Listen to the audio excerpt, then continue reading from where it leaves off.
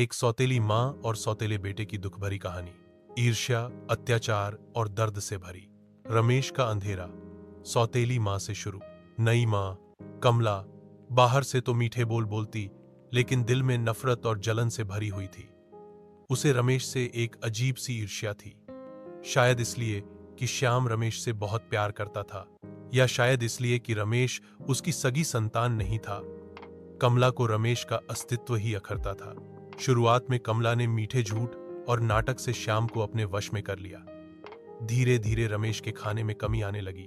उसके कपड़े पुराने और फटेहाल हो गए। स्कूल की फीस समय पर नहीं जाती, लेकिन कमला के बेटे को सब कुछ मिलता।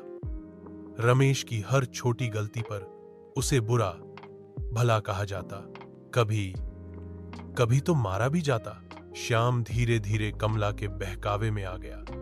जब रमेश अपनी तकलीफें बताने जाता, कमला आंसू बहाकर खुद को पीड़ित दिखाती और कहती, मैंने तो इसे अपना बेटा समझा, लेकिन ये मुझे मां मानने को ही तैयार नहीं। श्याम गलतफहमी में रमेश को डांटता और दूर होता गया। रमेश की दुनिया में अकेलापन, दर्द और अपमान ही रह गया। वह अक्सर खेतों के पास बैठकर अपनी मां की तस्वीर से बातें करता और कहता, मां, तू क्यों छोड़ गई मुझे? यह कोई मुझे अपना नहीं समझता। एक दिन रमेश बिना खाए स्कूल से लौटा और कमरे में बेहोश होकर गिर पड़ा। डॉक्टर ने बताया कि वो कुपोषण और तनाव का शिकार हो गया है। तभी गांव के एक बुजुर्ग शिक्षक ने श्याम को सारी सच्चाई बताई, जो उन्होंने खुद देखी थी। कैसे कमला रमेश पर जुल्म करती थी और कैसे मासूम बच्चा सब कुछ चुपचाप सहता रहा। श्याम की आंखें खुल गईं। उसे अपने बेटे की हालत देखकर पछतावा हुआ। उसने कमला को सच्चाई के सामने लाकर खड़ा किया और उसे घर छोड़ने पर मजबूर कर दिया।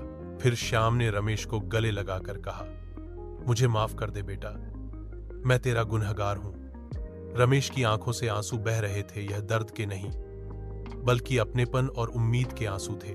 यह कहानी सिर्फ रमेश की नहीं, उन हजारों बच्चों की है जो सौतेले रिश्तों की आग में जलते हैं, बिना किसी कसूर के।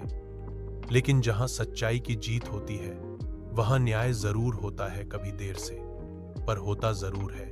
अगर चाहो तो मैं इस कहानी का दूसरा भाग भी लिख सकता हूं, जहां रमेश बड़ा होकर एक मिसाल बनता है। चाहोगे?